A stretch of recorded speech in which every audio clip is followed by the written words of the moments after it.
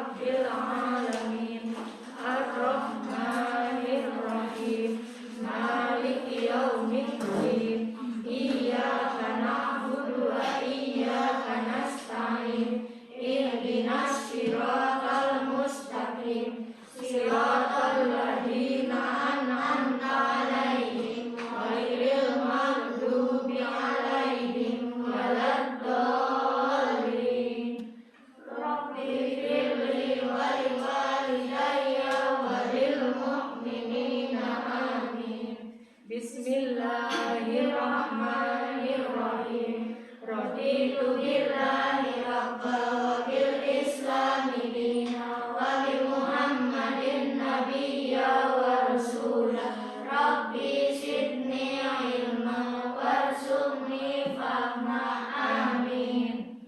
Assalamualaikum warahmatullahi wabarakatuh. Waalaikumsalam warahmatullahi wabarakatuh. Alhamdulillahilladzi an'amana bi ni'matil imani wal islami wa nusolli wa nusollimu ala khairil nami wa ala alihi wa sahbihi ajmain amma ba'du. Alhamdulillah, puji syukur kehadirat Allah Subhanahu wa taala yang telah memberikan begitu banyak nikmat kepada kita semua, nikmat iman, nikmat Islam, nikmat sehat dan kesempatan ya, sehingga kita bisa bertemu lagi dalam pelajaran hari ini ya, akhlak materinya. Tidak lupa juga kita semua curahkan sholawat serta salam kepada junjungan kita Nabi Agung Muhammad Sallallahu Alaihi Wasallam serta sahabat dan keluarganya hingga akhir zaman. Baiklah, kita mulai ya untuk pelajaran hari ini, melanjutkan dari yang semester kemarin mengenai apa? Adab ya. Coba masih ada yang ingat apa saja kemarin yang sudah dibahas di semester yang lalu? Adab apa aja? Adab bersaudara. Terus? Adab terhadap Al-Quran. Siapa lagi yang ingat? Iya. Kemudian lainnya? Bertetangga. Kemudian terhadap orang yang sakit, terhadap anak kecil, terhadap orang yang meninggal, yang menggemas. Ya, jadi banyak sekali ya yang perlu diperhatikan. Kita sebagai umat muslim harus memperhatikan adab atau apa, budi pekerti, aturan atau perilaku kita yang harus sesuai dengan syariat agama Islam. Nah, untuk adab itu tidak hanya yang kemarin sudah kita pelajari, tapi juga ada lagi ini satu materi, yaitu adab di dalam majelis. Ya, yang seperti sedang kita lakukan sekarang ini termasuk majelis atau bukan? Ya, majelis apa? Taklim atau belajar ya, kita sedang belajar, ini termasuk juga suatu majelis. Jadi kita harus tahu adab-adab yang perlu diperhatikan di situ ya. Nah, coba Bu Dwi minta bantuan salah satu santri atau santriwati untuk membacakan ini ya. Coba 3 aja. Adab dalam majelis. Mbak Rini coba yang 1, 2, sama 3 coba dibaca yang keras ya. Adab dalam majelis, memberikan salam kepada orang yang ada di majelis. Dia menunjukkan prasangka orang baik. 3, duduk di tempat yang tersisa dan berlapang di dalam majelis ilmu. Kemudian yang selanjutnya sebelahnya boleh. Tidak duduk di tengah 2 orang yang sedang duduk. 5, tidak mengambil tempat orang lain yang berduduk bebas dari majelis. Ya, coba Mas Fauzan. Selanjutnya 6. Memperhatikan kesopanan selama berada di dalam majelis ilmu. Ya. Menjaga pembicaraan dalam majelis. Menutup majelis ilmu dengan doa penutup majelis. Ya. Nah, ini ada 8 ya, sebetulnya ada 9, satu lagi kalian tambahkan, itu ada yang kurang ya. Tidak banyak tertawa. Nah, boleh ditaruh di nomor sebetulnya nomor 4. Jadi di atasnya setelah nomor 3 itu nomor 4-nya tidak banyak tertawa. Nanti bawahnya berarti nomornya lanjut ya. 5, 6, 7, 8 sampai 9. Nah, itu tadi yang sudah dibacakan oleh 3 orang temanmu ya. Adab-adab yang harus diperhatikan saat kita berada dalam sebuah majelis. Yang pertama adalah memberikan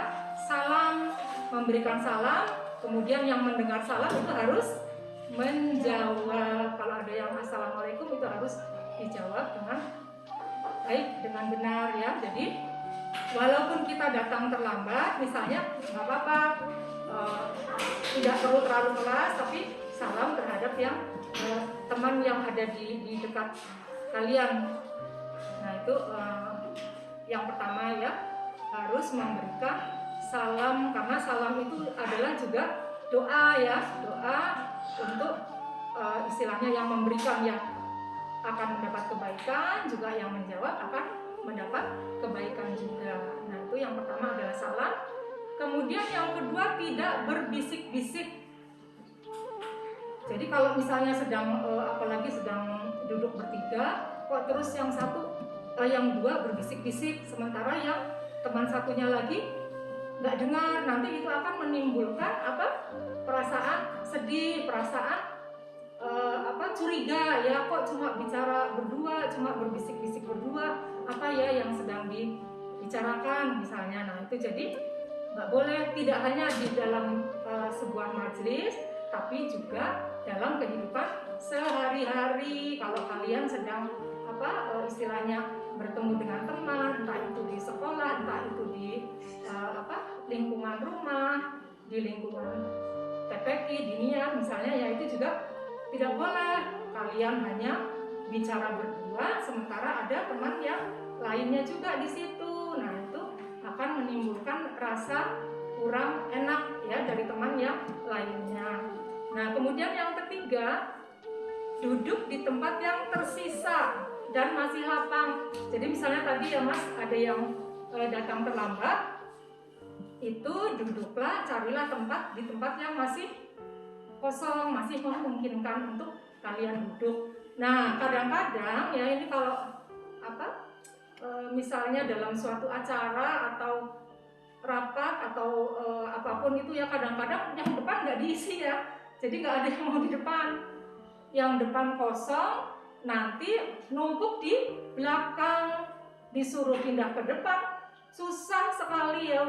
Udah nyaman duduk, itu suruh geser ke depan, diisi dulu yang depan. Kadang-kadang panitia sampai berulang kali meminta. Nah itu nggak mau pindah ke depan, kecuali kalau memang di depan itu disediakan untuk katakanlah tamu-tamu undangan, itu kan biasanya ada tulisannya. Tapi kalau enggak ya nggak apa-apa, dipenuhi yang di depan dulu, jadi yang datang belakangan tidak kesulitan cari tempat duduk ya. Nah itu juga penting diperhatikan. Tapi nggak boleh juga misalnya sudah ada orang dua nih, Mas Fauzi sama Uzan misalnya, ya udah berdua, kemudian datang tahu-tahu nerombol di tengahnya. Nah itu juga kurang baik ya. Nanti kan mungkin mereka sedang berbicara atau ngerti-ngerti dia masuk di tengah-tengah, istilahnya nerombol gitu ya, itu juga nggak boleh, kecuali sudah minta izin dulu ya, boleh nggak saya duduk di sini misalnya. Nah, kemudian yang keempat adalah tadi yang tambahan itu ya, tidak banyak tertawa. Nah jadi nggak boleh bersenda gurau, tertawa sampai mengganggu jalannya pertemuan atau pembelajaran yang sedang dilaksanakan itu. Jadi terganggu nanti ya kalau ada yang ngobrol terus atau ketawa-ketawa terus. Nah itu akan mengganggu. Kemudian yang selanjutnya, tidak mengambil tempat orang lain yang sedang pergi sebentar. Nah itu kadang-kadang kan ini mungkin contohnya tidak di majelis ya, kadang-kadang kita sedang di sebuah hajatan gitu ya. Itu kadang-kadang seperti itu, karena kan kebanyakan sekarang standing party ya, tempat duduknya itu disediakan hanya sedikit. Jadi kadang ada ibu-ibu yang sedang berdiri sebentar, mungkin naruh piring atau apa, nanti dia kembali lagi kursinya sudah diduduki orang lain. Nah itu kan menimbulkan kekecewaan. Kalau kita merasa kita lebih muda, ya sudah, kita persilakan kursi itu untuk orang yang lebih tua dari kita, atau misalnya yang laki-laki ya yang alailah nanti cari tempat di tempat lainnya yang memang masih memungkinkan. Jadi harus diperhatikan hal-hal seperti itu juga ya, tidak hanya di taklim, juga misalnya di mana lagi Mas, coba contohnya di kendaraan umum ya. Kalau kalian nanti misalnya PPKM sudah berakhir, kemudian kalian bepergian, kalau ada orang yang lebih tua, ibu yang sedang hamil, atau kalau laki-laki mengalah kepada yang wanita, berikan tempat duduk kita untuk beliau-beliau yang lebih harus diutamakan. Nah itu ini mengenai tempat duduk ya. Itu jadi tidak hanya di dalam sebuah majelis, tetapi juga dalam kehidupan sehari-hari hal itu penting untuk diperhatikan. Jangan terus malah pura-pura tidur, kan suka lihat begitu ya. Jadi ada bapak-bapak atau ibu-ibu yang sepuh lah ya, mungkin orang itu yang kelihatannya lebih muda, mungkin dia capek juga ya. Jadi kadang ya cuek aja, tidur aja, tidak memberikan tempatnya untuk yang lebih tua. Nah ini akan menunjukkan istilahnya kebesaran hati atau akhlak orang itu, kalau dia mau mengikhlaskan tempatnya untuk orang yang lebih membutuhkan. Apalagi kalau ibu-ibu yang hamil, katakanlah, itu kan berat sekali ya kalau di perjalanan harus berdiri lama misalnya. Nah ini para santri dan santriwati itu harus peka ya, jadi harus tanggap kalau melihat yang seperti itu. Monggo Bu, silakan, saya berdiri aja, seperti itu ya. Jadi nanti orang yang diberi tempat duduk itu akan berterima kasih sekali kan, akan berterima kasih, dan insya Allah akan mendoakan yang baik untuk kalian yang memberikan, walaupun hanya sekedar tempat duduk ya. Kalau misalnya perjalanan jauh kan itu terasa sekali capeknya. Nah itu kemudian yang selanjutnya adalah memperhatikan kesopanan selama berada di dalam majelis. Nah, apa saja antara lain itu yang akan mengganggu, yang berkaitan dengan kesopanan? Misalnya hal-hal kurang sopan yang kadang tidak sengaja dilakukan. Nah itu misalnya kadang habis makan kadang-kadang kan bersendawa ya, malah kadang-kadang suaranya dikeraskan tuh. Nah itu kurang sopan, sebaiknya dihindari kalau kita sedang berada di dalam sebuah majelis ya. Kemudian lainnya apa coba selain bersendawa? Maaf, membuang ingus. Kalau kalian suka dengar ya, itu kan kadang suaranya kencang gitu. Nah itu juga kurang sopan. Kemudian juga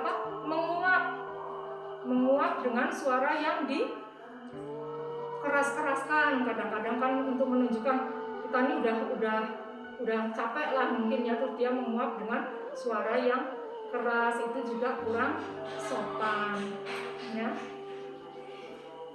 Kemudian yang penting lagi adalah menjaga pembicaraan di dalam majelis. Ini yang ke-8 berarti ya. Menjaga pembicaraan di dalam majelis itu maksudnya kadang-kadang dalam suatu rapat ada hal-hal yang harus dirahasiakan karena mungkin menyangkut orang lain lah, atau apa yang memang tidak perlu dibicarakan di luar forum.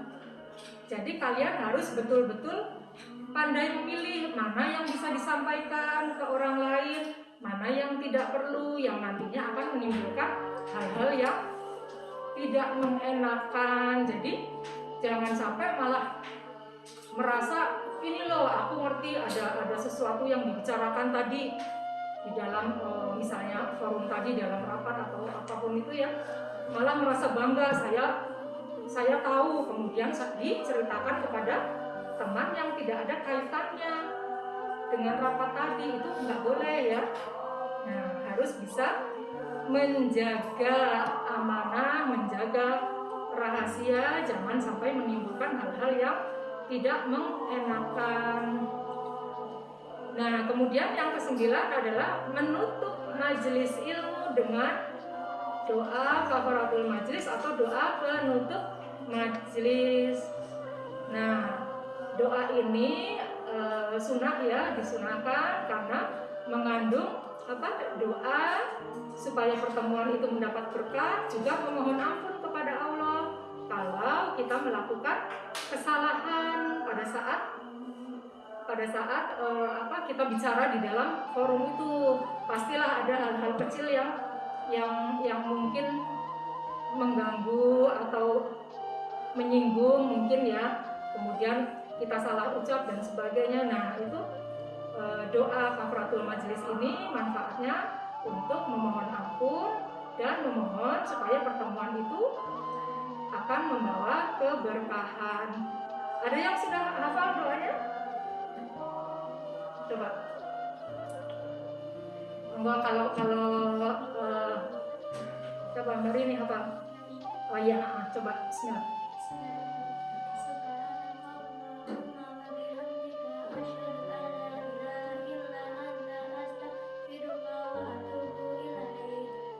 Ya, jadi nanti semua juga dihafalkan itu ya. Subhanaka Allahumma wa bihamdika asyhadu alla ilaha illa anta astaghfiruka wa atubu ilaik. Coba bareng-bareng yuk. Bismillahirrahmanirrahim. Subhanaka Allahumma wa bihamdika asyhadu alla ilaha illa anta astaghfiruka wa atubu ilaik. Nah, jadi sebaiknya kalau kita menutup suatu majelis atau acara pertemuan atau pembelajaran, itu sebaiknya diakhiri dengan hamdalah dan membaca doa kafaratul majelis. Nanti kita praktekkan bersama-sama ya. Nah, itu materi yang bisa Ibu sampaikan malam ini. Baiklah, kalau tidak ada yang ditanyakan, Budi minta maaf kalau dalam pertemuan kali ini ada hal-hal yang kurang dari Budi, ada kesalahan dan kekeliruan ya. Kita akhiri pelajaran hari ini dengan membaca hamdalah dan doa kafaratul majelis. Alhamdulillahirabbil alamin. Subhanaka Allahumma wa bihamdika asyhadu an la ilaha illa anta astaghfiruka wa atubu ilaik. Wassalamualaikum warahmatullahi wabarakatuh.